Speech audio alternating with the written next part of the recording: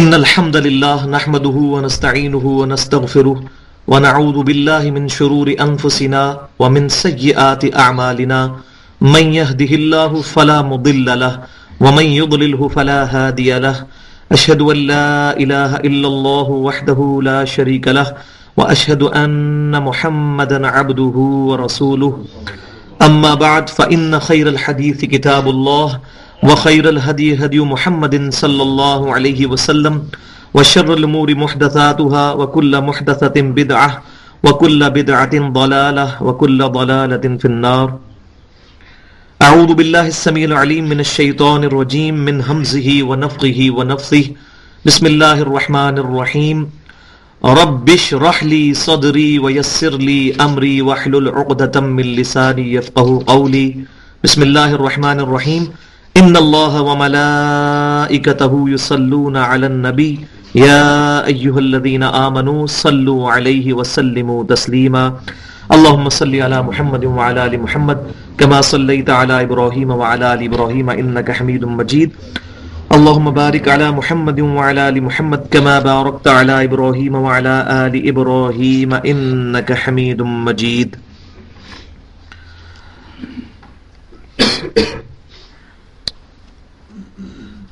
پچھلی دفعہ جن آیات پر درس ختم ہوا تھا وہ آیت نمبر سورۃ البقرہ کی 116 اور 117 تھی. تو 116 پہ میں نے کافی ڈیٹیل سے گفتگو کی تھی کیونکہ 117 نمبر آیت بھی اسی سے ریلیٹڈ ہے. انشاءاللہ میں اسی سے سٹارٹ لوں گا. وَقَالُوا اتَّخَذَ اللَّهُ وَلَدًا، اور یہ کہتے ہیں کہ اللہ تعالیٰ نے بیٹا جنا. اللہ کے لیے اولاد تجویز کرتے ہیں. سبحانہ، وہ پاک ہے. کیونکہ اولاد کی تمنا اس کو ہوتی ہے کہ جس کو یہ خواہش ہو کہ اس کے مرنے کے بعد اس کا نام زندہ کرنے والا کوئی دنیا میں ہونا چاہیے. اللہ تبارک و تعالیٰ تو حی وہو حی لا یموت ہے، ایسا زندہ ہے جس کو موت نہیں آنی، بلکہ القیوم ہے، ہر ایک کی زندگی جو ہے وہ اسی کی وجہ سے قائم ہے. تو اللہ تبارک و تعالیٰ تو اس بات سے پاک ہے کہ اس کو موت آئے. تو اس آیت میں یہ سبحانہ کا مطلب یہ ہے کہ پاک ہے وہ، اس کی یہ شایان شان ہی نہیں ہے کہ کوئی اولاد اس کی ہو جو اس کا بعد میں نام زندہ کرے، اس کو تو موت ہی نہیں آنی. اس لفظ کی یہاں پر اس لیے اہمیت ہے. بل لہ ما فی السماوات والارض، بلکہ اللہ ہی کے لیے ہے جو کچھ آسمانوں میں ہے اور زمین میں ہے. سب کا مالک اور خالق اللہ تعالی ہے. اس پہ میں نے بڑی ڈیٹیل سے گفتگو کی تھی کہ اسلام میں جو توحید ہے اور اس کا بھی جو سمم بونم میں نے بتایا تھا کہ ایپیکس چوٹی کسی بھی چیز کی وہ اسلام کی توحید عقائد میں اور اعمال کے اندر قتال ہے. جب کوئی شخص اپنی جان بھی اپنے اللہ کے حضور پیش کرنے کے لیے تیار ہو جائے. اسی طریقے سے قرآن پاک میں بھی اللہ تبارک و تعالیٰ نے مختلف احکامات پر قرآن پاک میں بعض جگہوں پر ایسی چیزیں ایڈریس کی ہیں جو پورے قرآن میں اور کہیں نہیں ہے. تو توحید کے موضوع پر میں نے بتایا تھا کہ سب سے ایپیکس جو قرآن کی چوٹی ہے وہ سورہ مریم کی آیات نمبر 89, 90, 91, 92 جس پہ میں نے ڈیٹیل سے تقریباً 15 منٹ پچھلی دفعہ گفتگو کی تھی. کل اللہ قانتون، تمام کے تمام اللہ تعالیٰ کے فرما بردار ہیں. اللہ تعالیٰ کی کوئی اولاد نہیں ہے اور تمام چیزیں اللہ کی مخلوقات ہیں اور سب کی سب اللہ تعالیٰ کو اکاؤنٹیبل ہیں، جواب دہ ہیں، اس کے سامنے سر تسلیم خم کر دی ہیں. تو یہاں تک میں نے پچھلی دفعہ گفتگو کر لی تھی. اب اسی کے ساتھ یہ ریلیٹڈ ہے. بدیع السماوات والارض، اللہ تعالیٰ عدم محض سے وجود بخشنے والا ہے آسمانوں کو اور زمینوں کو. تو میں نے بتایا تھا کہ اللہ تعالیٰ کے 3 افعال ہیں. ایک ہے ابداع، کسی چیز کو بغیر کسی ایگزامپل کے بنا دینا. اس کو انگلش میں کہتے ہیں کریشن ایکس نہیلو. ایسی چیز جس کی کوئی پیچھے مثال موجود نہ ہو اس کو وجود بخش دینا. یہ ہے اللہ تعالیٰ کا ایک فعل ابداع. اسی سے وہ نکلا ہے بدعت، دین کے اندر وہ چیز جاری کرنا جس کا وجود دین میں نہ ہو. دوسری چیز جو ہے وہ ہے خلق. اللہ تعالیٰ تخلیق فرمانے والا ہے. خلق یہ ہوتی ہے کہ اللہ تبارک و تعالیٰ نے جو چیزیں کریشن ایکس نہیلو کی ہیں، جیسے کہ مٹی ہے، مٹی اللہ تعالیٰ نے عدم محض سے وجود بخشا مٹی کو. مٹی کسی چیز سے نہیں بنی، مٹی خود ایک بیسک ایلیمنٹ ہے اس کائنات میں. اب اس مٹی کو استعمال کر کے اللہ تعالیٰ نے انسان کو پیدا کیا. تو مٹی سے انسان کا بننا یہ تخلیق ہے. مٹی کا وجود ابدا ہے، کریشن ایکس نہیلو، اور مٹی سے پھر آگے بنانا انسان کو، اب یہ کریشن ہے. اور تیسرا اللہ تعالیٰ کا جو امر وہ ہے، اللہ کے جو افعال میں سے وہ ہے تدبیر. یدبر الامر من السماء الى الارض. اللہ تعالیٰ آسمانوں سے زمین میں کاموں کی تدبیر فرماتا ہے. تو ان تینوں چیزوں کا فرق پتہ ہونا چاہیے. تو اللہ تعالیٰ بدیع السماوات والارض بھی ہے، یعنی کریشن ایکس نہیلو بھی کی ہے. قرآن پاک میں یہ بھی آتا ہے خلق السماوات والارض، تخلیق بھی کی ہے، ابدا بھی کی ہے. ابدا اس اعتبار سے ہے کہ اس کی کوئی پہلے اگزامپل موجود نہیں تھی، اللہ تعالیٰ نے بغیر کسی سیمپل کے اس کو پیدا فرمایا. تو اللہ تعالیٰ بدی ہے زمین اور آسمانوں کا، اور اس کی شان کیا ہے؟ وَإِذَا قَضَى أَمْرًا، جب بھی وہ کسی چیز کا ارادہ فرماتا ہے، یہ وہی یدبر الامر من السماء، یہ امر بھی آ گیا اس کا، جو تدبیر فرماتا ہے، یہ امر کرنے کا ارادہ فرماتا ہے. فَإِنَّمَا يَقُولُ لَهُ كُن فَيَكُونُ، تو اس کا صرف اتنا ہی کہہ دینا کافی ہوتا ہے کہ کن فیکون، کہ ہو جا، تو پس وہ چیز ہو جاتی ہے. لیکن اس میں یہ کن فیکون میں یہ بات یاد رکھیں، بعض اوقات انسان کے ذہن میں یہ سوال بھی پیدا ہوتا ہے کہ اگر اللہ تعالیٰ کن فیکون سے ہی چیزوں کو پیدا فرماتا ہے تو ان چیزوں کے پیدا ہونے میں ٹائم کیوں لگتا ہے؟ جیسا کہ اللہ تعالیٰ نے قرآن پاک میں عیسیٰ علیہ السلام کے بارے میں فرمایا کہ اللہ کے نزدیک تو عیسیٰ اور آدم کی مثال ایک جیسی ہے. عیسیٰ علیہ السلام کو بھی کن فیکون کر کے پیدا کیا، آدم علیہ السلام کو بھی کن فیکون. کسی چیز کا ارادہ فرماتا ہے تو کہتا ہے ہو جا، تو وہ ہو جاتی ہے. یہ ٹائم جو لیتی ہے نا، یہ تخلیق لیتی ہے. جو اللہ تبارک و تعالیٰ نے تخلیق کے پیریڈز رکھے ہوئے ہیں ان میں ٹائم لگتا ہے، وہ اللہ تعالیٰ کے ڈیوائن وزڈم میں اللہ تعالیٰ نے جو اس کے لیے قانون بنایا ہے اس کے اندر یہ چیزیں طے ہیں. آم کی گٹھلی کو پھل دینے والا درخت بننے کے لیے 8 سال چاہیے، چاہے امر کن ہوگا لیکن 8 سال لگیں گے. اللہ محتاج نہیں اس کا، لیکن اللہ نے یہ فزیکل لاز بنائے ہیں. ماں کے پیٹ میں بچہ بننے کے لیے 9 ماہ کے قریب عرصہ درکار ہے، اگرچہ وہ اللہ کے امر کن سے ہے، لیکن وہ تخلیق کے مراحل گزرنے کے لیے یہ ٹائم لگتا ہے. اسی طریقے سے اللہ تعالیٰ نے زمین و آسمان کو تقریباً قرآن پاک میں 7 جگہ پر آتا ہے کہ 6 دن میں پیدا فرمایا. اللہ تعالیٰ تو کن فیکون 6 دن میں، اس کے بعد ٹائم پیریڈ گزرا. اور الیوم کا لفظ جو ہے عربی میں دن کے لیے بھی استعمال ہو سکتا ہے، جو 24 گھنٹے کا دن ہے، اور ایک پیریڈ آف ٹائم کے لیے بھی. اور آج ہمیں سائنٹسٹ بتا رہے ہیں کہ اس جو زمین و آسمان کو بننے میں 6 ارب سال لگے ہیں. تو عین ممکن ہے کہ اللہ کے ہاں وہ الیوم جو ہے، جو لانگ پیریڈ آف ٹائم ہے، وہ 1 بلین ایئر، 1 ارب سال کے برابر ہو. واللہ عالم، وثوق سے نہیں ہم کہہ سکتے. تو یہ تخلیق کا یہ مطلب سمجھ لیں آپ، کہ تخلیق میں اللہ تبارک و تعالیٰ نے کچھ فزیکل لاز بنائے ہیں، اتنا ٹائم لگنا ہی لگنا ہے. تو کن فیکون سے کوئی یہ مطلب نہ لے لے کہ اللہ تبارک و تعالیٰ کسی چیز کو ہمیشہ ہی فوراً پیدا کرے گا. اگرچہ ایسا بھی کیا ہے، جیسے ارواح جو ہماری پیدا ہوئی ہیں اور فرشتے، یہ کن فیکون فوراً پیدا ہو گئے. لیکن جب یہ دنیا میں جو تخلیق والا معاملہ ہے، اس کے اندر اللہ تبارک و تعالیٰ نے ٹائم رکھا ہے، ٹائم لمیٹیشن ہے. اسی طریقے سے ہاتھی کی جو ہتھنی کے پیٹ میں جو ہاتھی کا بچہ ہے وہ تقریباً 21 سے 22 ماہ رہتا ہے. انڈے کے اندر چوزا جو ہے وہ تقریباً 22 دن رہتا ہے. تو یہ تمام ٹائم پیریڈز اللہ تعالیٰ نے رکھے ہوئے ہیں. اللہ ان کا پابند نہیں ہے، ہم پابند ہیں، کیونکہ اللہ کے بنائے ہوئے قوانین ہیں. وقال الذین لا يعلمون، اور وہ لوگ کہتے ہیں کہ جن کے پاس کچھ علم ہی نہیں ہے، یعنی کہ مشرکین یا یہودیوں میں سے وہ بے علم لوگ جو تھے، لولا یکلمنا اللہ او تأتینا آیہ، کیوں نہیں اللہ تعالیٰ ہم سے خود کلام کرتا یا ہمارے پاس کوئی نشانی بھیجتا، کوئی معجزہ ہمارے سامنے ہو، فزیکل ٹینجیبل معجزہ ہو، حسی معجزہ ہو جس کو ہم فیل کریں. اور وہ پوری ڈیٹیل آئے گی سورہ بنی اسرائیل کے اندر. 8-9 قسم کے معجزات تھے جو وہ ڈیمانڈ کرتے تھے کہ یہ نبی صلی اللہ علیہ وسلم آسمانوں پہ چڑھ جائیں، یا ان کا کوئی باغ ہو جس کے نیچے نہریں بہتی ہوں. اس طریقے سے مختلف معجزات فزیکل انہوں نے ڈیمانڈ کیے.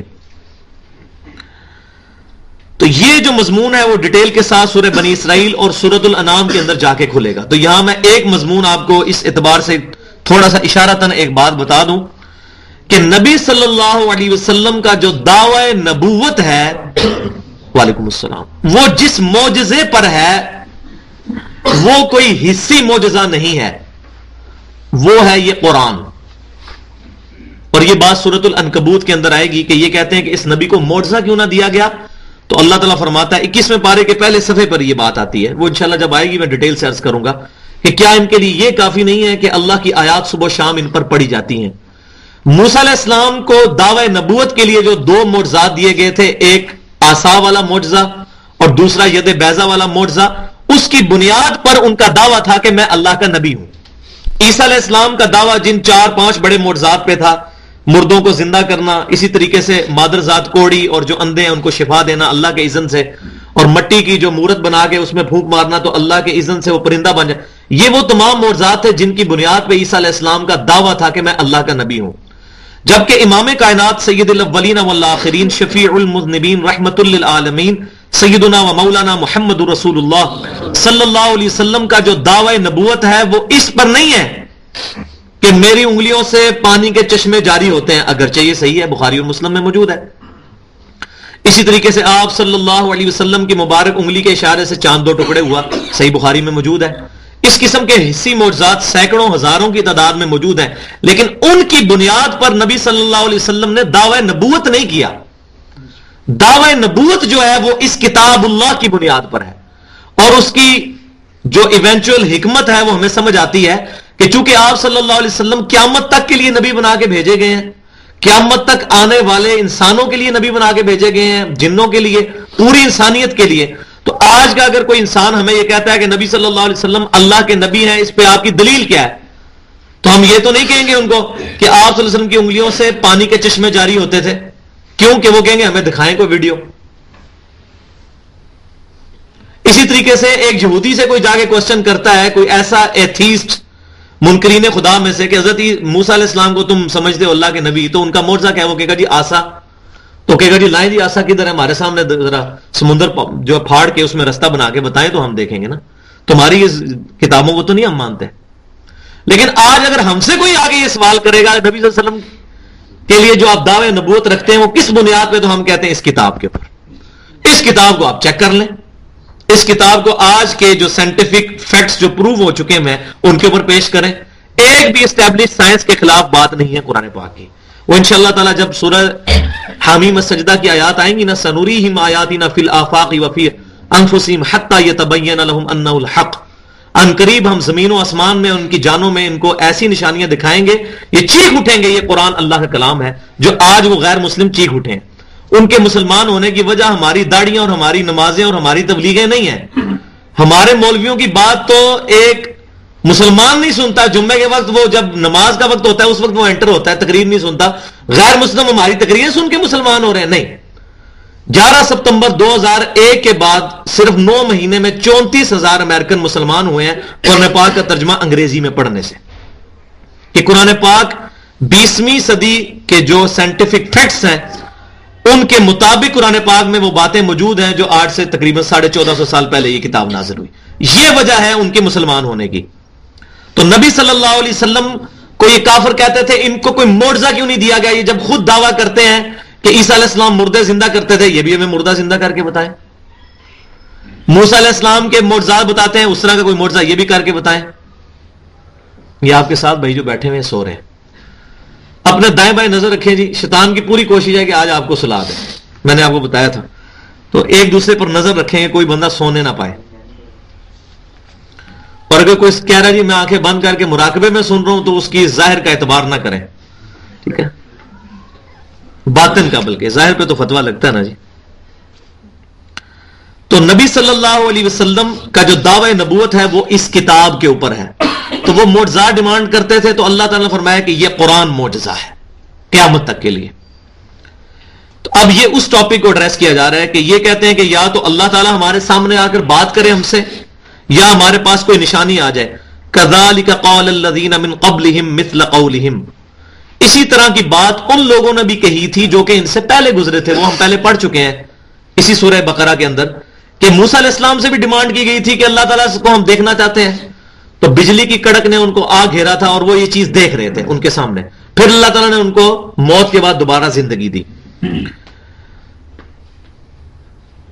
تشابہت قلوبہم، ان کے دل بھی ان کے ساتھ ملے جلے ہیں. اس کو آج آپ سمجھ سکتے ہیں کہ بیسک ہیومن انسٹنکٹ جو ہے نا انسان کی، وہ کبھی بھی چینج نہیں ہوتی.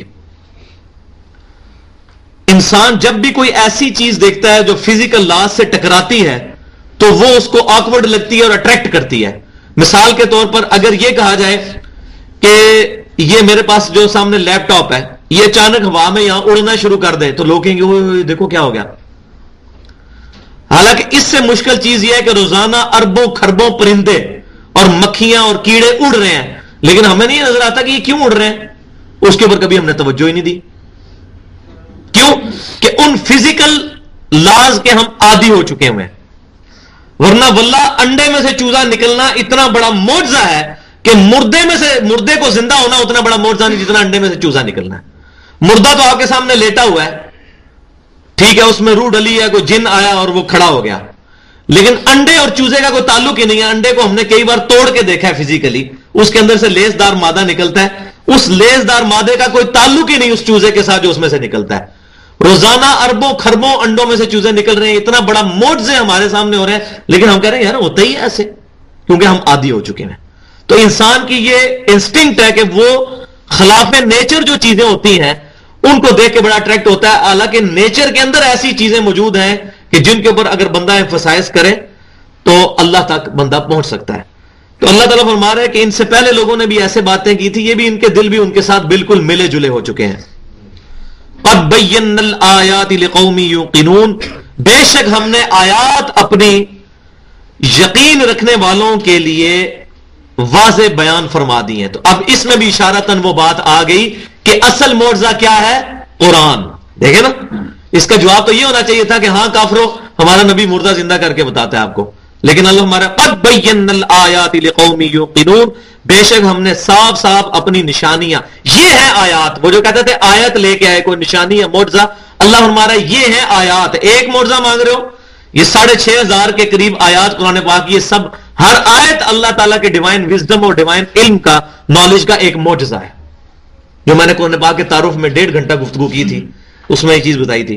تو یہاں بھی یہ چیز آگئی کہ اللہ تعالیٰ نے فرمایا کہ یہ آیات کافی نہیں ہے ان کے لیے، صاف صاف ہم نے بیان فرما دی، یہ معجزہ ہے.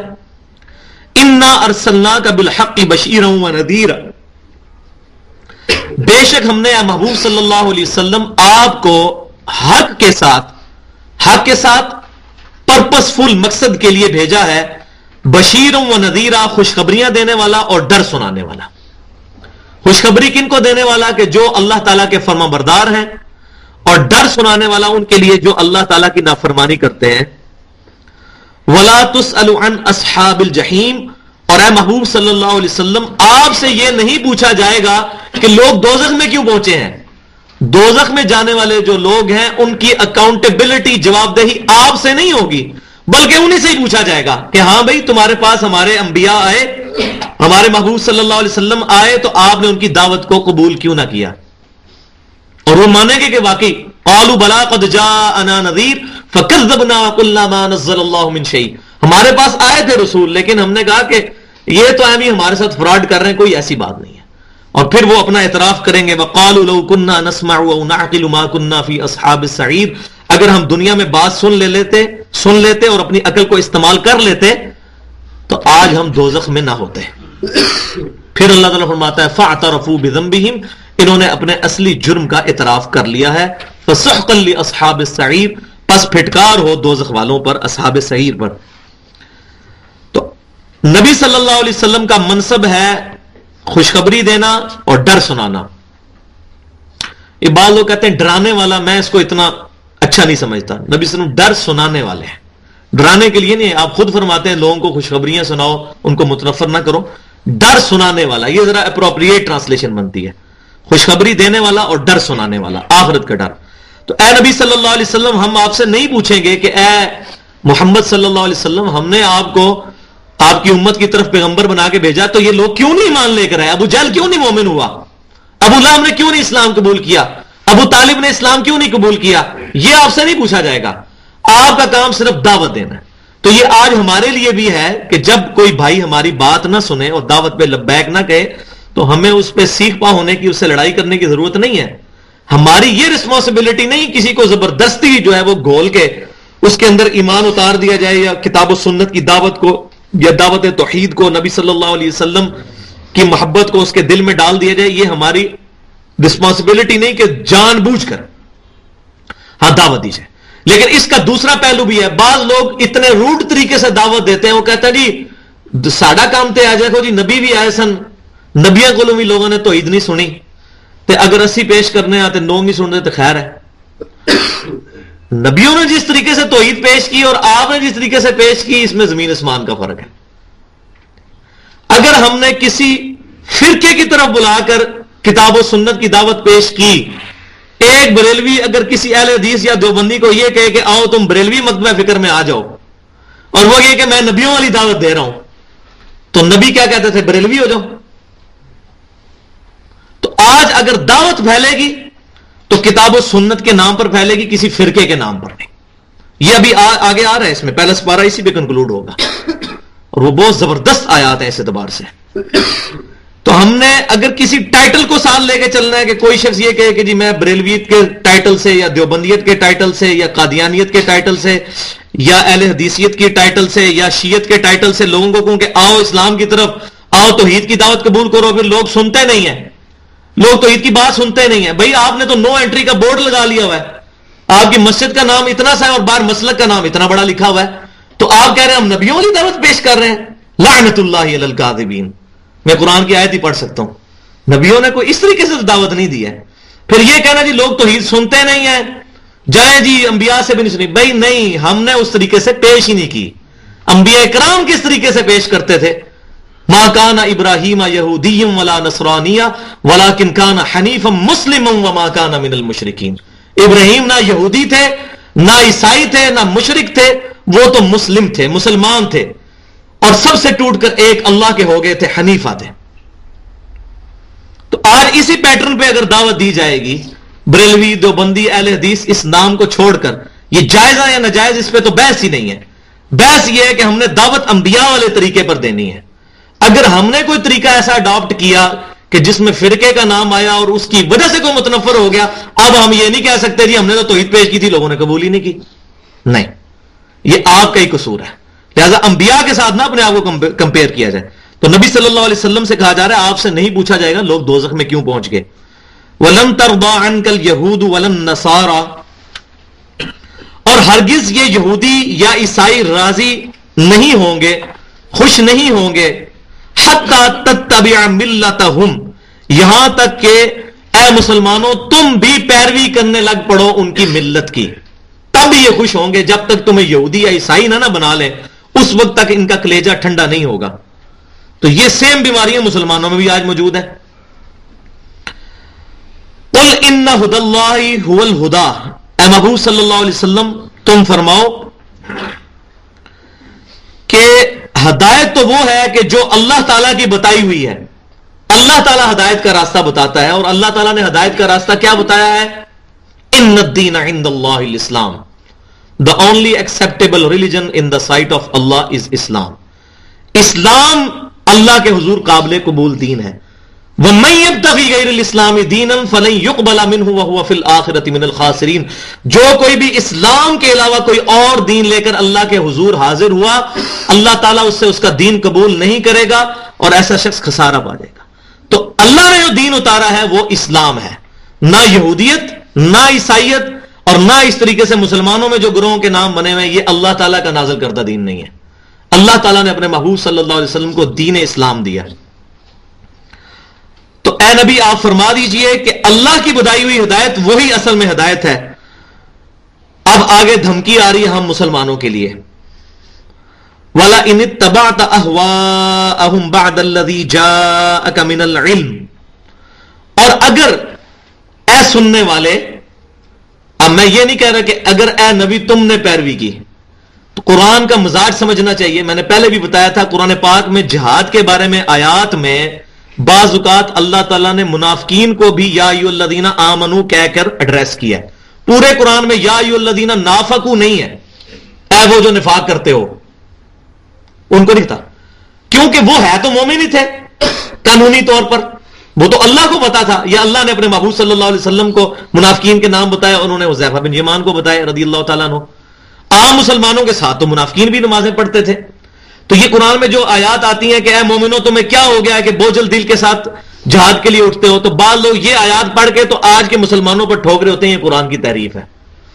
یہ ان منافقین کے بارے میں جو دعوی ایمان رکھتے تھے اور قانونی طور پہ وہ مسلمان ہی تھے. لہذا قرآن کے اسلوب کو بھی سمجھنا چاہیے. تو یہاں پر جو بیسیکلی خطاب تو نبی صلی اللہ علیہ وسلم سے ہو رہا ہے، لیکن آپ کے ذریعے سے پوری امت کو ہو رہا ہے. لہذا اس کا اپروپریٹ ٹرانسلیشن یہ ہوگی کہ اگر تم نے، اے سننے والے، اگر تم نے ان کی خواہشات کی پیروی کی، بعد الذی جاءک من العلم، اس کے بعد کہ تیرے پاس علم، العلم آ چکا ہے، قرآن اور سنت کا علم، ما لک من اللہ من ولی ولا نصیر، تو اللہ تعالیٰ کی گرفت سے بچانے والا پھر تیرا نہ کوئی مددگار ہوگا اور نہ ہی کوئی تیرا دوست ہوگا. اگر علم کیا، تو اب یہاں ہی پتہ چل گیا. یہ بعض لوگ کہتے ہیں جی جناب آپ ہمارے ساتھ اٹیچ ہو جائیں، ہمارے پیر صاحب کے مرید ہو جائیں، وہ تو کہتے ہیں کہ میں اس وقت تک جنت میں نہیں جاؤں گا جب تک اپنے سارے مرید جنت میں نہ لے جاؤں. پیر صاحب سے پہلے یہ پوچھیں کہ آپ کو جنت میں جانے کی گارنٹی کس نے دے دی ہے؟ اتنی بڑی بات جس دن کے انبیاء اکرام علیہ السلام بھی نفسا نفسی کہہ رہے ہوں گے، اور سوائے ایک پرسنالٹی کے شفیع المذنبین سیدنا محمد رسول اللہ صلی اللہ علیہ وسلم کے کوئی شخص بھی امن میں نہیں ہوگا، اس وقت پیر حضرات اپنے مریدوں کو جمع کر کے جنت میں لے کے جا رہے ہوں گے. اس سے بڑا جھوٹ کیا ہو سکتا ہے؟ اس سے بڑا پبلک کو دھوکہ کیا ہو سکتا ہے؟ تو اللہ تعالیٰ فرمایا جب العلم آ گیا اور تم نے پھر خواہشات کی پیروی کی نا ان گروہوں کی، پھر اللہ تعالیٰ کے مقابلے میں نہ تمہارا کوئی مددگار ہوگا نہ کوئی دوست ہوگا. تو یہ آج مسلمانوں کو بھی سوچنا ہے. میں نے آپ کو پہلے بتایا تھا یہ 9-10 رکوع جو بنی اسرائیل کا مقدمہ ہے، بیسیکلی یہ اس امت مسلمہ کو بتایا جا رہا ہے کہ تم سے پہلے بھی ایک لاڈلی امت 2000 سال تک جو ہماری لاڈلی رہی وہ گزری ہے، لیکن جب انہوں نے ہمارے انبیاء کرام کی تعلیمات کو پیٹھ کے پیچھے ڈالا تو اللہ تعالیٰ ان سے بھی ایسا ناراض ہوا کہ آج تک ناراض ہے، اور پوری دنیا میں وہ ذلت اور خواری ان کا مقدر بن چکی ہے یہودیوں کا. الذین آتیناہم الکتاب یتلونہ حق تلاوتہ، جن لوگوں کو ہم نے کتاب دی ہے وہ اس کتاب کی تلاوت کا حق ادا کرتے ہیں جیسا کہ حق ادا کرنا چاہیے. اب تلا عربی میں کہتے ہیں والقمر اذا تلاہا، جب چاند سورج کے بعد آتا ہے پیچھے. ٹو فالو دا ٹیکسٹ، کسی ٹیکسٹ کو فالو کرنا. جیسے آپ کو پتا ہے کہ کافی ہمارے جو پرانے لوگ قرآن پڑھ رہے ہوتے ہیں انگلی رکھ کے پڑھ رہے ہوتے ہیں ایسے، جب یہ لائنیں نہیں ہوتی تھی نا تو تاکہ وہ بعض کا اوپر سے نیچے بھی انگلی ہو جاتی ہے تو وہ ڈسٹرب ہو جاتے ہیں، تو وہ انگلی رکھ کے کیا ہوتے ہیں فالو دا ٹیکسٹ کر رہے ہوتے ہیں، اس کے ٹیکسٹ کے ساتھ ساتھ اپنی انگلی چلا رہے ہوتے ہیں.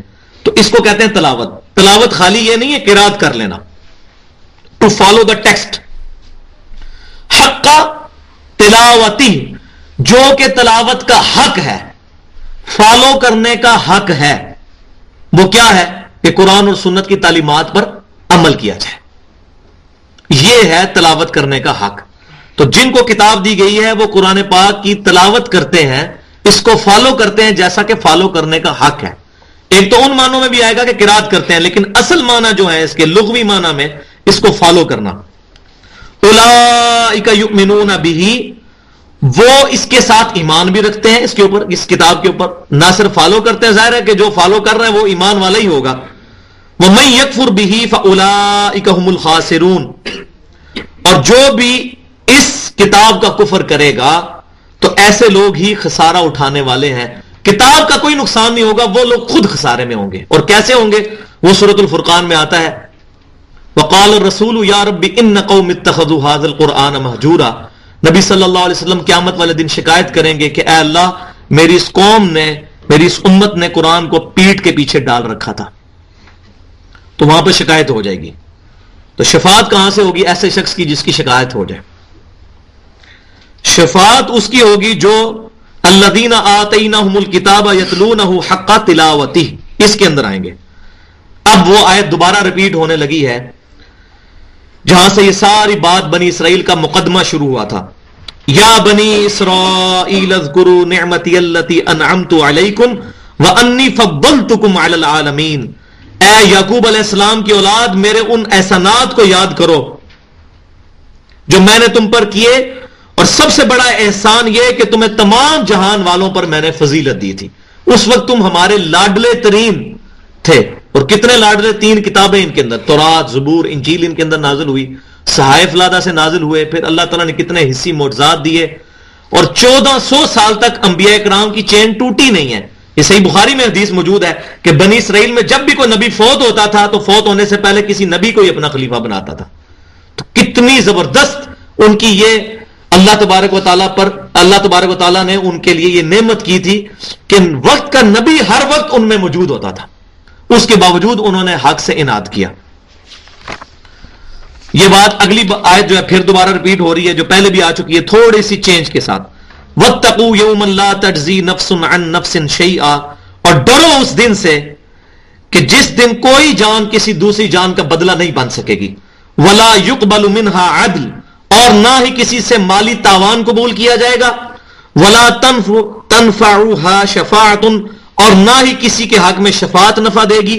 وَلَا هُمْ يُنصَرُونَ، اور نہ ہی ان کی مدد کی جائے گی. اس آیت کے اوپر میں نے بڑی ڈیٹیل سے گفتگو کی تھی جب یہ آئی تھی کہ کیٹاگوریکل ڈینائی موجود ہے کہ قیامت والے دن کوئی جان کسی کا بدلہ نہیں اٹھائے گی، نمبر 1. نمبر 2، کسی سے مال لے کر اس کو چھوڑ نہیں دیا جائے گا. دنیا کے اندر تو ہوتا ہے کوئی رشوت دے کے تو جان چھوڑوا لیتا ہے، پولیس میں مقدمہ چل رہا ہے پیسے دے کے جان، وہاں نہیں ہو سکتا ایسا. وَلَا تَنْفَعُهَا شَفَاعَةٌ، اور کسی کی شفاعت بھی نہیں قبول کی جائے گی. دنیا میں تو سفارش چل جاتی ہے، کسی بڑے کی، ایم پی اے کی، ایم این اے کی سفارش دے کے تو بندہ مجرم بھی ہے تب بھی چھوٹ جاتا ہے. اب یہاں ہمارے ذہن میں آ رہا ہوگا کہ وہ شفاعت جو ہوگی نبی صلی اللہ علیہ وسلم کی وہ بِإِذْنِ اللہ ہوگی، اس کا معاملہ ڈیفرنٹ ہے. وہ آیت الکرسی میں ڈیٹیل سے عرض کروں گا کہ وہ شفاعت کیا ہے. وَلَا هُمْ يُنصَرُونَ، اور نہ ہی ان کی مدد کی جائے گی. یہ بھی نہیں ہوگا کہ ان کے مدد کے لیے کوئی باہر سے کوئی ایسی فوجیں آ جائیں کہ وہ زبردستی اس کو چھڑوا لیں. جیسے دنیا کے اندر بھی پتہ ہے آپ کو کہ کئی لوگ جیل توڑ کے بھی بھاگ جاتے ہیں، تو ایسا وہاں آخرت میں نہیں ہو سکے گا. تو یہ تمام چیزیں دیکھیں آج کی دنیا میں بھی اس کی مثالیں موجود ہیں. اب وہ امپورٹنٹ ٹاپک سٹارٹ ہونے لگے ہیں. 4 رکوع تحویل قبلہ پہ آنے لگے ہیں، پورے 4 رکوع، کیونکہ تحویل قبلہ جو ہے یہ موسٹ سینسٹیو معاملہ تھا اس وقت. کیونکہ جو لوگ یہودی تھے ان کے دلوں کے اندر بیت المقدس کی عزت تھی، وہ یہ خواہش نہیں کرتے تھے کہ کعبۃ اللہ جو ہے یہ قبلہ بنے. اور مسلمان جو ہیں انہوں نے نبی صلی اللہ علیہ وسلم کی پیروی کرتے ہوئے 17 مہینے تک مدینہ شریف کے اندر نماز بھی پڑھی بیت المقدس کی طرف منہ کر کے. تو اب تحویل قبلہ کے لیے ایک پورا ذہن بنایا جا رہا ہے کہ یہ تحویل قبلہ جو ہونے لگی ہے، تو اب کئی یہودیوں نے بھی اسلام قبول کیا ہوا تھا، ان پر یہ بات شاک گزرے گی کہ جی ہم تو نماز پڑھ رہے تھے بیت المقدس کی طرف، اب یہ قبلہ چینج ہونے لگا، یہ کیا بات ہوئی. تو اب یہ اس ٹاپک کو ایڈریس کرنے کے لیے اس کی بنیاد رکھی جا رہی ہے. اور دنیا میں بھی وہی مین رول ہے، کامن ٹرمز پہ آنا، جو سورہ آل عمران کی 64 نمبر آیت میں موجود ہے. قُلْ يَا أَهْلَ الْكِتَابِ تَعَالَوْا إِلَىٰ كَلِمَةٍ سَوَاءٍ بَيْنَنَا وَبَيْنَكُمْ، آؤ یہود و نصارہ ہم اس ایک بات پر تو اکٹھے ہو جائیں جو ہم میں اور تم میں ایک ہے، اللہ نعبد الا اللہ، کہ اللہ کے سوا ہم کسی کی عبادت نہ کریں. ہمارے یہاں مولوی کیا کرتے ہیں، ہمیشہ بات ہی فرق سے شروع کرتے ہیں. یہ فرق آپ دیکھ لیں. تو پھر کہتے ہیں جی انبیاء والی دعوت ہے. انبیاء والی دعوت میں بات فرق سے نہیں شروع ہوگی، بات ہوگی کامن ٹرمز سے. کامن ٹرمز کیا ہیں؟ کتاب اللہ، سنت رسول صلی اللہ علیہ وسلم، نبی صلی اللہ علیہ وسلم کی شخصیت جس کے اوپر سب متفق ہیں، اس سے بات شروع کی جائے. ٹھیک ہے، اللہ تعالیٰ کی توحید، اور توحید میں بھی وہ چیزیں جو کامن ٹرمز ہیں اس سے بات شروع کی جائے، اور پھر آگے جو ہے لے کے چلا جائے کسی کی غلطیاں ایسا طریقے سے پوائنٹ آؤٹ کی جائیں وداؤٹ فتویٰ لگانے کے. کیونکہ جب ہم فتویٰ لگا دیتے ہیں پھر اس کے اور اپنے درمیان ایک بیریئر قائم کر لیتے ہیں. تو اسلام میں فتویٰ بازی نہیں ہے، ہاں کسی کی غلطی پوائنٹ کر دی جائے. صحابہ کرام علیہ رضوان، تابعین اور تبع تابعین سے کسی پر فتویٰ لگانا ثابت نہیں کہ فلاں مشرک ہے، فلاں گستاخ رسول ہے، فلاں کافر ہے، ایسا نہیں ہے. غلطیاں پوائنٹ آؤٹ کرتے تھے کہ ہاں جی آپ کو یہ غلطی لگی آپ اپنی اصلاح کریں. تو اہل سنت کا یہی منہج ہے کہ وہ غلطی پوائنٹ آؤٹ کرتے ہیں, کسی پر فتویٰ نہیں لگاتے. تو اب کامن فیکٹر کیا ہے کہ یہودی وہ بھی ابراہیم علیہ السلام کی اولاد, کیونکہ بنی اسرائیل جو حضرت جن کو جیکب کہتے ہیں, حضرت یعقوب علیہ السلام جن کا لقب تھا اسرائیل, اللہ کا بندہ, وہ ابراہیم علیہ السلام کے پوتے تھے, آئزک کے بیٹے تھے سیدنا اسحاق علیہ السلام کے. تو یہ یہودیوں میں بھی کامن فیکٹر ابراہیم علیہ السلام. عیسائی بھی حضرت عیسیٰ علیہ السلام خود بنی اسرائیل میں سے تھے, وہ بھی حضرت ابراہیم علیہ السلام کی اولاد, اور نبی صلی اللہ علیہ وسلم بھی ابراہیم علیہ السلام کی اولاد بنو اسماعیل میں سے. تو یہ تینوں جو بڑے مذاہب ہیں, اسکول آف تھاٹ ہیں, ان تینوں کا جو کامن فیکٹر ہے اس دنیا میں وہ ابراہیم علیہ السلام ہے.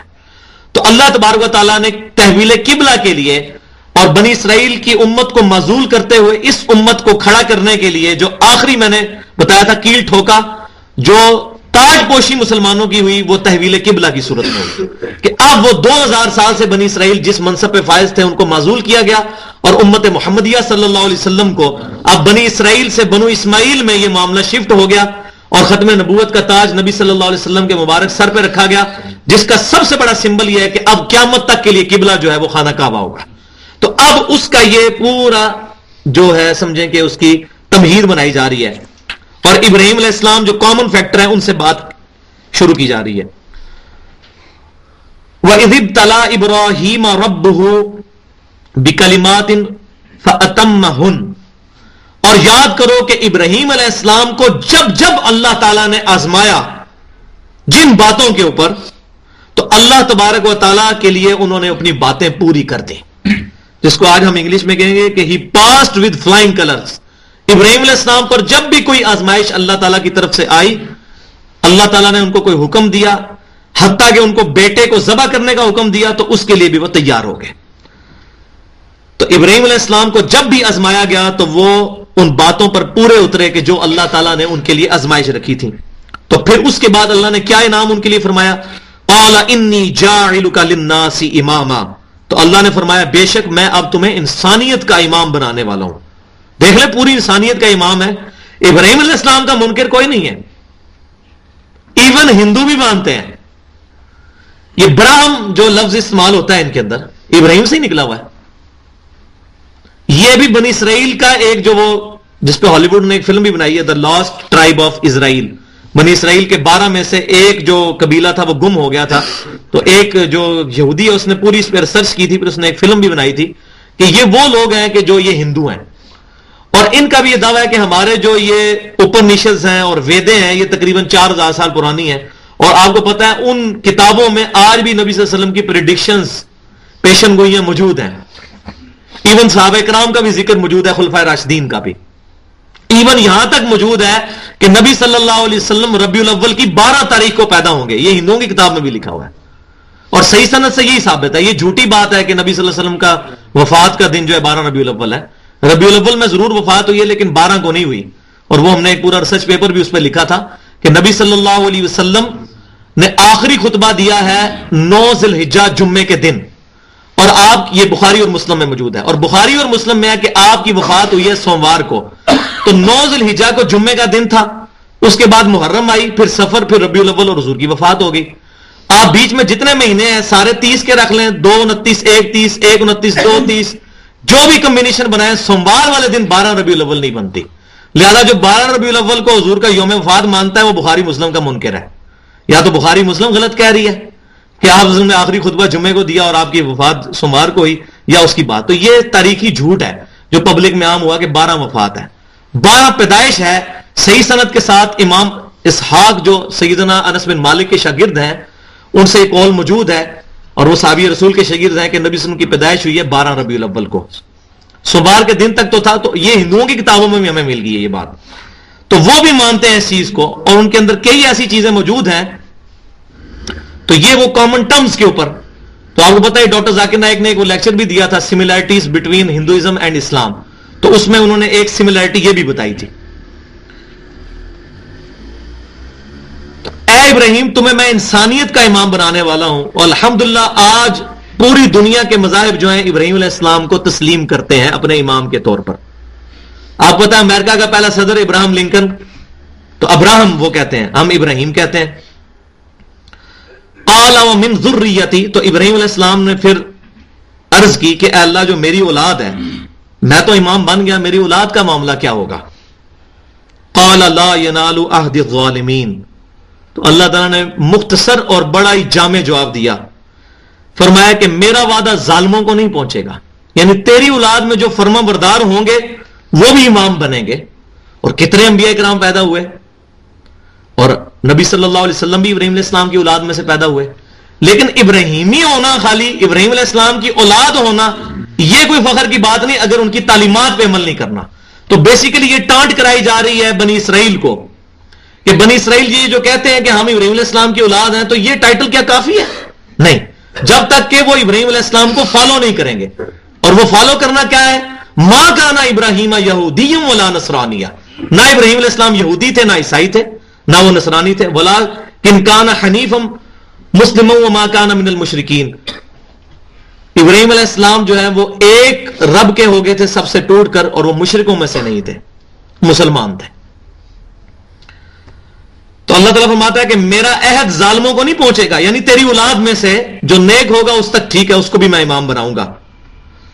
وَإِذْ جَعَلْنَا الْبَيْتَ مَثَابَةً لِلنَّاسِ وَأَمْنًا، اور یاد کرو جب کہ ہم نے اس گھر یعنی خانہ کعبہ کو مرکز بنا دیا لوگوں کے لیے اور امن کی جگہ بھی.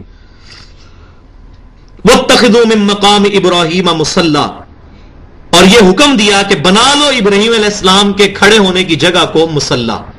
مقام ابراہیم آج بھی موجود ہے خانہ کعبہ شریف کے اندر.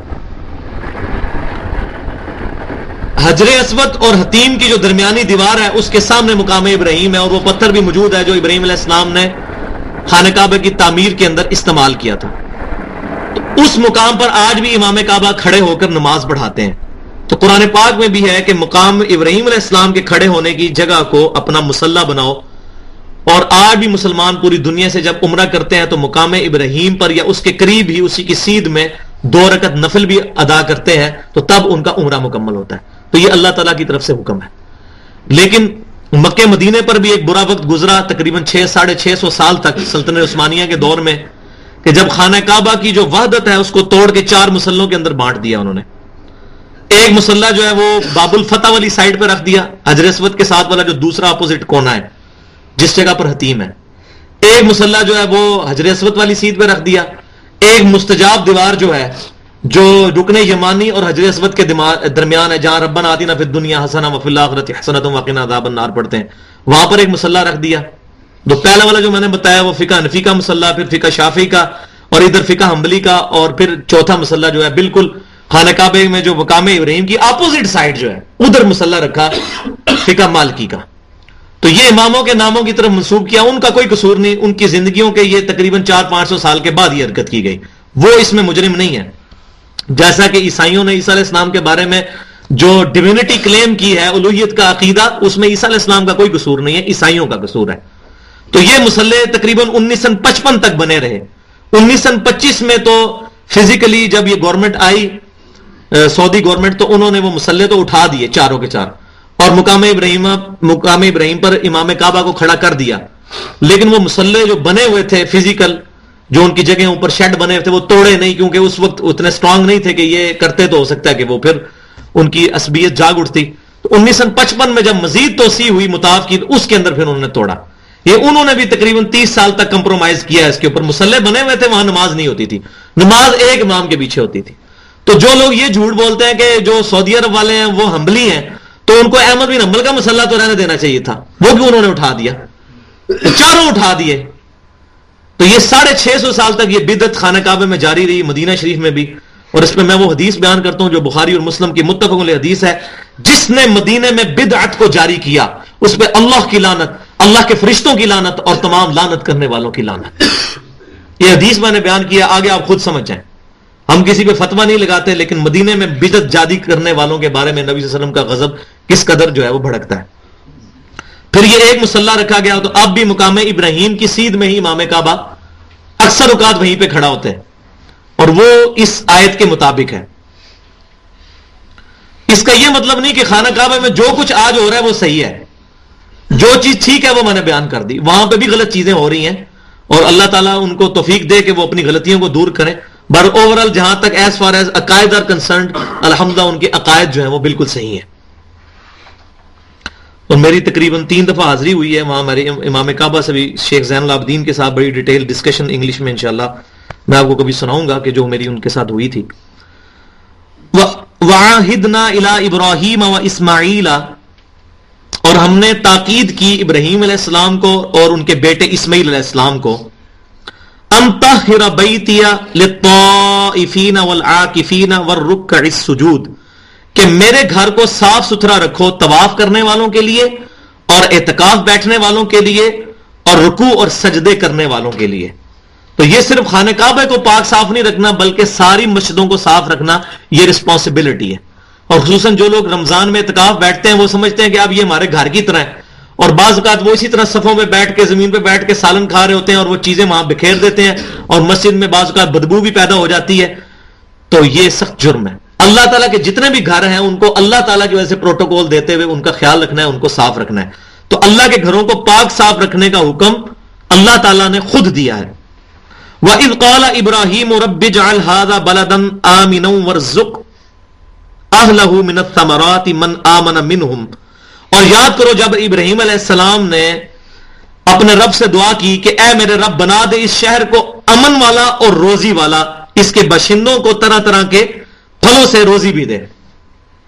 اور وہ کیسی روزی دی؟ الحمدللہ آج بھی کئی چیزیں ایسی ہیں جو مکہ کے اندر نہیں اگتی لیکن پوری دنیا سے پھل اور فروٹ وہاں پر اویلیبل ہوتے ہیں سستے داموں، پوری دنیا سے فروٹ وہاں آتے ہیں. یہ ابراہیم علیہ السلام کی دعا کی برکت ہے. من آمن منہم باللہ والیوم الآخر، اور ابراہیم علیہ السلام نے تو یہ اسپیشلی دعا کی کہ اے اللہ یہ ان کے لیے کہ جو ایمان لائیں اللہ پر اور یوم آخرت پر، یعنی جو مومنین ہوں ان کو اے اللہ تو یہ گھر ان کے لیے امن والا گھر بنا دے، ان کو روزی دے طرح طرح کے پھلوں سے. لیکن اللہ تعالیٰ نے اس کے جواب میں کیا فرمایا؟ قال ومن کفر فأمتعه قلیلا، تو اللہ تعالیٰ نے فرمایا کہ جو کفر کرے گا نا اس کو بھی میں دوں گا.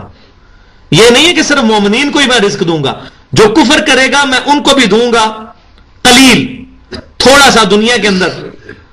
ثم اضطره الى عذاب النار، ثم اضطره الى عذاب النار، پھر اس کے بعد ان کو میں زبردستی لے جاؤں گا آگ کے عذاب کی طرف. وبئس المصیر، اور وہ کیا ہی برا ٹھکانہ ہے.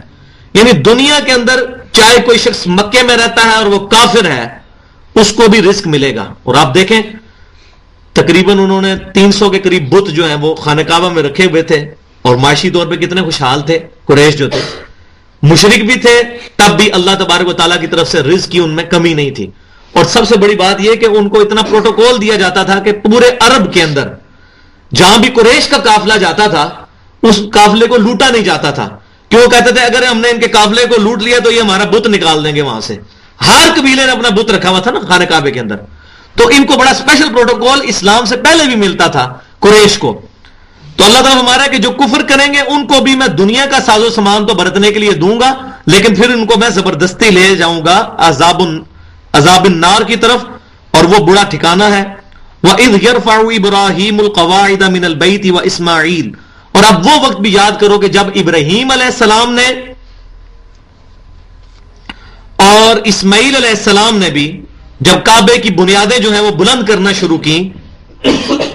اس سے اشارتاً یہ بھی بات پتہ چل گئی کہ ابراہیم علیہ السلام نے خانہ کعبہ کو تعمیر نہیں کیا، اس سے پہلا بھی خانہ کعبہ موجود تھا. اور وہ آگے آئے گا کہ سب سے پہلا گھر جو اللہ کی عبادت کے لیے بنایا گیا وہ وہی ہے جو مکے میں ہے.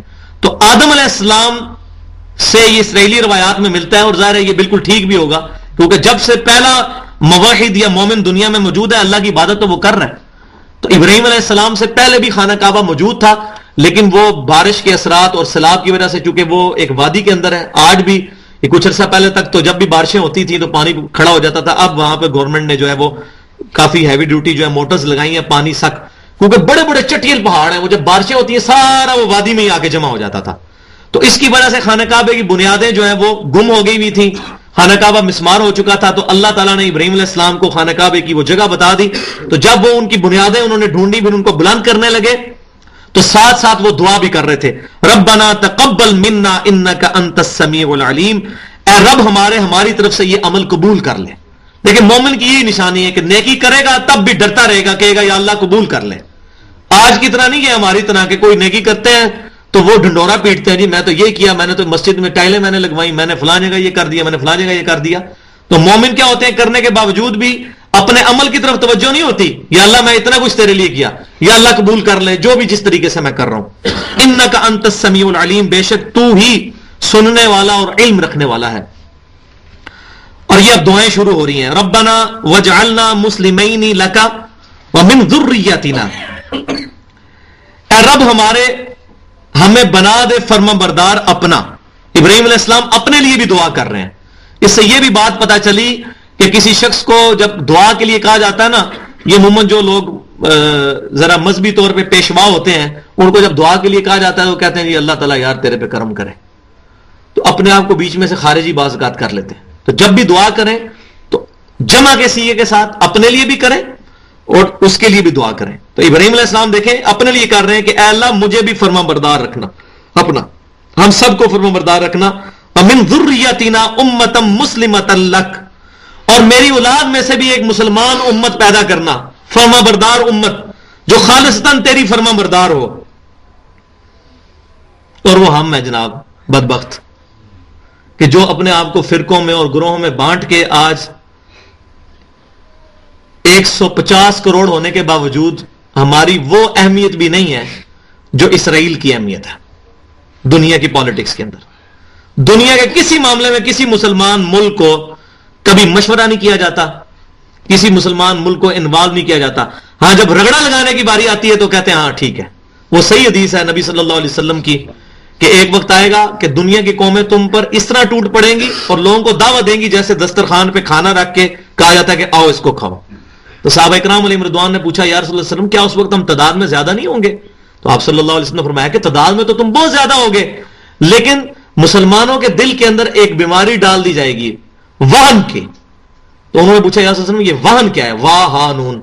تو فرمایا کہ دنیا کی محبت اور موت اور آخرت کی بیزاری۔ تو یہ اصل وجہ ہے، دنیا کو سب کچھ سمجھ لینا اور آخرت کی طرف توجہ نہ رکھنا۔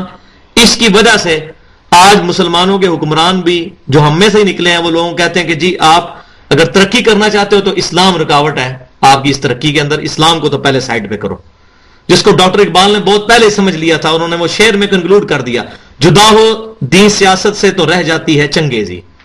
تو یہ ڈاکٹر اقبال نے اس وقت کتنے مولوی جو ہیں وہ اس فتنے کو سمجھ نہیں سکے، اس دور کے شرک کو۔ سب سے بڑا شرک یہ تھا کہ وہ کہتے تھے دین کو الگ کرو اور سیاست کو الگ کرو۔ آج میں اگلے دن بی بی سی کی وہ خبریں سن رہا تھا ریڈیو پہ، تو اس میں وہ کہہ رہے تھے وہ امریکہ کے جو الیکشن آنے والے ہیں تو اس میں وہ یہ کہہ رہے ہیں کہ اسلام کو آپ سائڈ پہ رکھیں، اسلام یہودیت عیسائی اس کے اوپر بات نہ کریں۔ یہ ان کے یہ آئین کے اندر بات موجود ہے کہ مذہب یہ سیکولر ملک ہے، اس میں مذہب کے ساتھ کوئی تعلق نہیں ہے ہمارے قوانین کا۔ تو یہ سیکولرزم سب سے بڑی بیماری جو ہے وہ یہی ہے کہ دین اور سیاست کو الگ کر دیا جائے۔ تو آج مسلمانوں کی بھی یہی حالت ہو چکی ہے، اور مسلمان جو ہیں وہ فرما بردار بننے کی بجائے اللہ تعالیٰ کے نافرمان اور نافرمانوں کے ساتھ دوستیاں گاٹھنے والے بن چکے ہیں۔ ابراہیم علیہ السلام نے تو دعا کی تھی، آج بھی جو لوگ واقعی اللہ تعالیٰ کے لیے سر تسلیم خم کیے ہوئے ہیں وہ اس میں نہیں آتے جو میں بات کر رہا ہوں۔ وہ الحمدللہ اللہ کے چند لوگ موجود رہیں گے۔ صحیح مسلم میں حدیث موجود ہے، نبی صلی اللہ علیہ وسلم نے فرمایا کتاب الفتن چیپٹر میں، جب تک دنیا میں ایک بھی اللہ کا ذکر کرنے والا موجود ہے، ایک بھی، قیامت قائم نہیں ہوگی۔ ٹھیک ہے، وَأَرِنَا مَنَاسِكَنَا وَتُبْ عَلَيْنَا إِنَّكَ أَنْتَ التَّوَّابُ الرَّحِيمُ، اور اے رب ہمیں یہاں کی عبادت کے طریقے بھی سکھا دے اور ہماری توبہ قبول فرما، بے شک تو توبہ قبول کرنے والا اور رحم فرمانے والا ہے۔ ربنا وابعث فیہم رسولا منہم یتلو علیہم آیاتک، اور اے رب ہمارے ان میں ایک رسول بھیج، خاص رسول انہی میں سے جو ہو، کوئی لینگویج بیریئر بھی نہ ہو، یہ نہ ہو کہ یہ عربی والے ہیں تو کوئی انگلش بولنے والا یا اردو یا فرانسیسی بولنے والا آ جائے، ایسا نہیں، لینگویج بیریئر بھی نہ ہو، انہی میں سے ایک رسول بھیج تاکہ ان کا یہ بھی نہ رہے کہ ہمیں بات سمجھ ہی نہیں آئی۔ دنیا میں تو یہ ہو سکتا ہے نا کسی کے ساتھ دوسری لینگویج میں بات کی جائے اس کو سمجھ ہی نہ آئے، تو اے اللہ ان کو انہی میں سے ایک رسول کو اٹھا، یتلو علیہم آیاتی کا، جو تیری آیات تلاوت کر کے ان کو سنائے، وَيُعَلِّمُهُمُ الْكِتَابَ وَالْحِكْمَةَ اور ان کو کتاب اور حکمت کی تعلیم دے، وَيُزَكِّيهِمْ اور ان کو پاک کر دے، إِنَّكَ أَنْتَ الْعَزِيزُ الْحَكِيمُ بے شک تو ہی بہت زبردست اور حکمت والا ہے۔ تو اللہ تبارک و تعالیٰ کے محبوب صلی اللہ علیہ وسلم کی پریڈکشن اس کے اندر موجود ہے، جو ابراہیم علیہ السلام نے دعا کی تھی کہ اے اللہ مسلمان امت اور پھر اس کو گائیڈ کرنے والا ایک پروفٹ بھیج، اور ایسا پروفٹ پھر وہ قیامت تک کے لیے ان کے ساتھ رہے۔ تو نبی صلی اللہ علیہ وسلم قیامت تک کے لیے پوری انسانیت کے لیے نبی بنا کر، رسول بنا کر بھیجے گئے ہیں۔ تو نبی صلی اللہ علیہ وسلم کا منصب کیا بتایا گیا؟ ابراہیم علیہ السلام نے دعا کی کہ وہ آیات تلاوت کریں، یعنی قرآن کے ذریعے، اور قرآن کی ہی تعلیم دیں، اور حکمت سے بھی مراد فرسٹلی جو ہے وہ قرآن ہی ہے، اس کے بعد سنت، کیونکہ قرآن بھی جو آتا ہے نا اللہ تعالیٰ نے کہ اے نبی صلی اللہ علیہ وسلم یہ وہ حکمت کی باتیں ہیں جو ہم نے تمہاری طرف وحی کی، یہ ٹاپک کئی دفعہ تو قرآن پاک کو بھی جو قرآن حکیم ہم بولتے بھی ہیں، وَيُزَكِّيهِمْ اور ان کا تزکیہ کریں۔ اور اس پہ میں نے بتایا تھا کہ اصل جو انبیاء کرام کا جو دعوت کا جو ایپیکس ہے معاشرتی اعتبار سے وہ تزکیہ نفس ہے، اس کا سمم بونم جو میں نے بتایا تھا ایمینول کانٹ کی جو فلسفے کے اندر کہا جاتا ہے نا کسی کا ہائیسٹ گڈ سمم بونم، وہ اسلام میں معاشرتی اعتبار سے یہ ہے کہ انسان کا تزکیہ نفس ہو جائے، کہ انسان حق اور باطل میں تمیز کرنے والا بن جائے، حقوق اللہ اور حقوق العباد کا خیال رکھنے والا بن جائے۔ انک انت العزیز الحکیم اور بے شک تو ہی بہت زبردست اور حکمت والا ہے۔ آخری رکوع جو ہے وہ انشاءاللہ تعالی اگلی دفعہ میں اس کو کور کروں گا، اور اس میں ٹوٹلی اللہ تبارک و تعالیٰ نے مسلمانوں کو یہود و نصارہ کے ساتھ جو بحث ہوتی تھی اس بحث کو کنکلوڈ کرنے کا طریقہ بتایا، اور پھر یہ بھی بتایا کہ تم یہ اعلان کرو کہ ہمارا یہ عقیدہ ہے۔ اور اس میں 3 ٹائٹلز آئیں گے جس کو میں انشاءاللہ ڈیٹیل کے ساتھ ایڈریس کروں گا۔ نمبر 1 ہے نحن لہو مسلمون، ہم سر تسلیم اللہ کے لیے خم کرتے ہیں۔ اس کے بعد نحن لہو عابدون، ہم عبادت بھی صرف اللہ کی کرتے ہیں، اور پھر اس کا کلائمیکس آیا ہے نحن لہو مخلصون، اور ہم اپنی جو رضا جو ہے خالصتاً اللہ کی رضا کے حوالے کرتے ہیں۔ تو یہ 3 ٹائٹلز اس کے اندر آئیں گے، اور اسی کے اوپر وہ شورى آفاق آیت بھی آئے گی کہ جو اللہ تعالیٰ نے جب بحث کی جائے تو اس کے اینڈ پہ کنکلوڈ کی جائے گی بحث کہ تلک امۃ قد خلت لہا ما کسبت ولکم ما کسبتم ولا تسألون عما كانوا يعملون، کہ یہ ایک امت تھی جو گزر گئی، ان کے اعمال ان کے ساتھ، تمہارے اعمال تمہارے ساتھ، تم سے یہ نہیں پوچھا جائے گا کہ وہ کیا کر کے گئے۔ تو آج اس بحث میں نہیں پڑھنا چاہیے کہ خلافت کے حقدار حضرت ابوبکر صدیق تھے یا سیدنا علی تھے۔ اگر کوئی آ کر اہل سنت کے ساتھ اس پر بحث کرتا ہے، اس بحث کو چھوڑا جائے، اس کی بجائے سب سے پہلی جو بنیادی دعوت ہے اس کے اوپر آیا جائے۔ وَلَقَدْ بَعَثْنَا فِي كُلِّ أُمَّةٍ رَسُولًا، اور بے شک ہم نے ہر امت کی طرف رسول بھیجا، کیا دعوت دے کر؟ أَنِ اعْبُدُوا اللَّهَ، کہ عبادت خالصتاً اللہ کی، وَاجْتَنِبُوا الطَّاغُوتَ، اور اللہ کے مقابلے پر بنائے گئے طاغوت کی نفی کرنا، شیطان کی اور بتوں کی۔ اس سے بات سٹارٹ کریں، اس کے بعد یہ بالکل آخر میں آنے والی باتیں ہیں۔ تو میرے پاس کئی لوگ آتے ہیں جی وہ تو یہ کہہ رہے ہیں، تو وہ میں کہنا یار ان کو چھوڑو، ان باتوں کو ماتم کرتے ہیں، اس چیز کو چھوڑو، یہ چیزیں بعد میں ایڈریس کرنے والی ہیں، اس سے بڑی بڑی چیزیں موجود ہیں۔ آپ کے پاس ایک بندہ آئے جو کینسر کا مریض ہو، اس کو نزلہ زکام لگا ہو، تو آپ نزلہ زکام کا علاج پہلے کریں گے یا کینسر کا کریں گے؟ کینسر کا علاج، جو اصل بیماری ہے پہلے اس کا علاج، پھر باقی بیماریوں کا بھی بعد میں علاج ہو جائے گا۔ محفل کے اینڈ پہ جو دعا پڑھی جاتی ہے پڑھ لیں، سبحانک اللہم و بحمدک، اشہد ان لا الہ الا انت، استغفرک و اتوب الیک، وما علینا الا